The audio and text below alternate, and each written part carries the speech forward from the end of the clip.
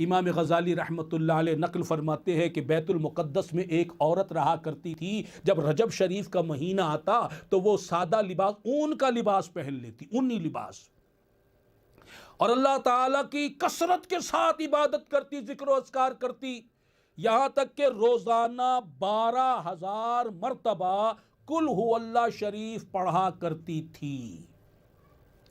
وہ خاتون، وہ صالحہ، عابدہ، زاہدہ، نیک خاتون، ہماری مائیں، بہنیں، بیٹیاں، وہ بھی غور کریں، اور مرد حضرات بھی غور کریں۔ مرد تو یوں غور کریں کہ وہ عورت ہو کر ماہ رجب میں اتنی عبادت فرما رہی ہیں، اور آپ مرد ہو کر کچھ بھی نہیں کر رہے۔ اور ہماری مائیں، بہنیں، بیٹیاں بھی سبق حاصل کریں، اگر آپ عورت ہیں تو وہ بھی عورت ہے، وہ عورت ہو کر ماہ رجب کا اہتمام کر رہی ہے، اس کی قدر کر رہی ہے، اسے محترم جانتے ہوئے اللہ تعالیٰ کی عبادت میں صرف کر رہی ہے۔ اور عبادت بھی دیکھو، دیگر عبادات کے ساتھ ساتھ 12,000 مرتبہ وہ 12,000 مرتبہ قل ہو اللہ شریف کا ورد کر رہی۔ سبحان اللہ، سبحان اللہ۔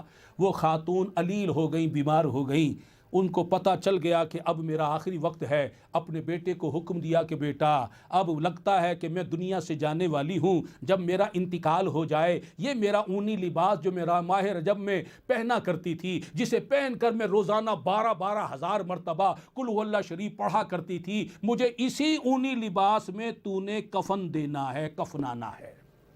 یہاں تک کہ اس خاتون کا انتقال ہو گیا، بیٹے نے ماں کی وصیت کا خیال نہ کیا، بلکہ بڑا عمدہ کپڑے کا اسے کفن دیا، اور یہاں تک کہ اسے پھر دفنا دیا گیا۔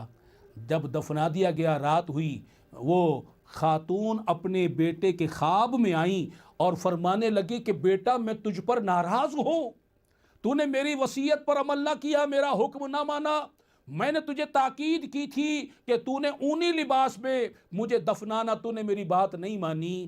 وہ ہڑبڑا کر جب اٹھ بیٹھا، اور پھر اسے خیال آیا کہ واقعی میری ماں تو مجھ سے ناراض ہے۔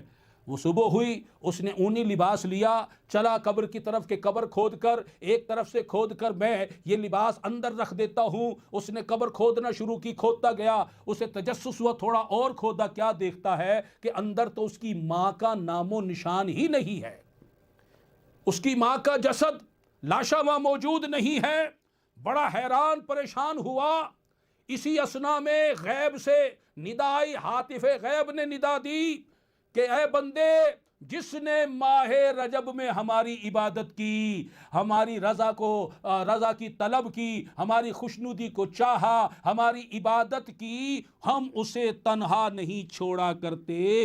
گویا اللہ تعالیٰ نے فرما دیا، اسے تو ہم نے جوار رحمت میں جگہ دے دی، اس کو تو ہم نے اپنے خاص قرب عطا کر دیا۔ اللہ اکبر کبیرہ، اللہ اکبر کبیرہ، والحمد للہ کثیرہ، وسبحان اللہ بکرۃ و اصیلا۔